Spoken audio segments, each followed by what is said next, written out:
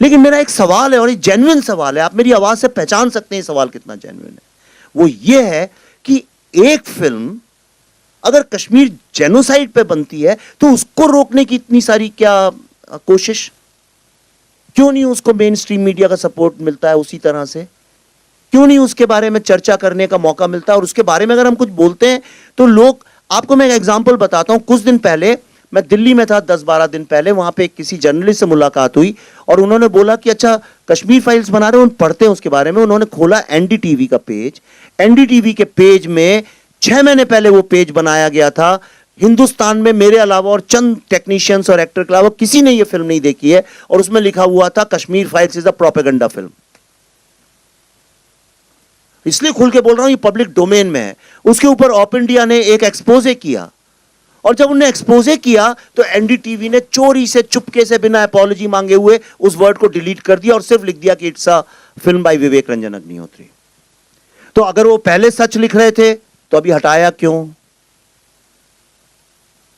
अगर हटाया मतलब वो खुद प्रोपेगेंडा कर रहे थे, इज़न्ट इट?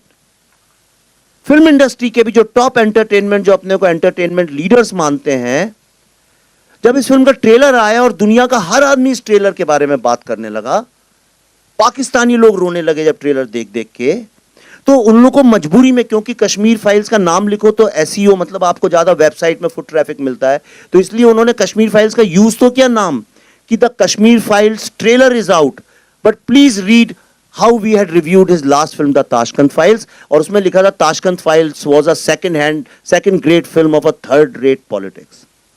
उस फिल्म को 2 नेशनल अवार्ड मिले, 100 दिन चलती रही। आप किसी से भी सड़क पे बात कर लीजिए ताशकंद फाइल्स के बारे में, मैं ओपनली कहता हूं, किसी भी आम आदमी से पूछ लीजिए, अपने माँ बाप, नाना नानी, दादा दादी से पूछ लीजिए, वो बता देंगे वो फिल्म कैसी थी। मुझे इससे भी आपत्ति नहीं कि सेकंड ग्रेड बोले, थर्ड ग्रेड बोले, लेकिन कश्मीर फाइल्स के ट्रेलर में 3 साल पुराना रिव्यू। तो ये आज सवाल अपने कॉन्शियंस से पूछिए कि जब टेररिस्ट को ग्लोरीफाई करते हैं फिल्मों में, और एक झूठ नैरेटिव जब हम क्रिएट करते हैं, तब तो खूब उसको ग्लोरीफाई और सेलिब्रेशन होता है, जैसे कि हमने सिनेमा की और समाज की ऐसी कोई फिल्म बना दी है। लेकिन एक फिल्म आपको, इसीलिए मैंने वो 20 मिनट का रिव्यू दिखाया, क्योंकि मेरी बात, हमारी बात आप ही के जरिए पहुंचेगी, और कौन ले जाएगा।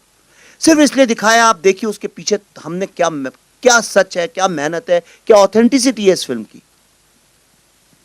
पर दुख की बात यह है कि इसके लिए इतनी जद्दोजहद, इतना स्ट्रगल, अपने माँ बाप, अपने भाई बहन की सच्ची कहानी सुनाने के लिए अपने देश में हमको, मुझको स्पेशली इस तरह से आउटकास्ट किया जाता है। ये देश के कॉन्शियंस की बात है। ये हमको सोचना पड़ेगा कि हम ऐसे कब हो गए। हम दिल से तो ऐसे नहीं है, तो ये कैसे हो गया? हम किस सिस्टम में बंद गए कि हमको झूठ मूठ में आज उस टेररिज्म को, जिसने लाखों लोगों को मारा है, जिसमें 19 जर्नलिस्ट तो अभी मारे गए पिछले कुछ वर्षों में, जर्नलिस्ट लोग, पर हम चुप बैठे रहते हैं।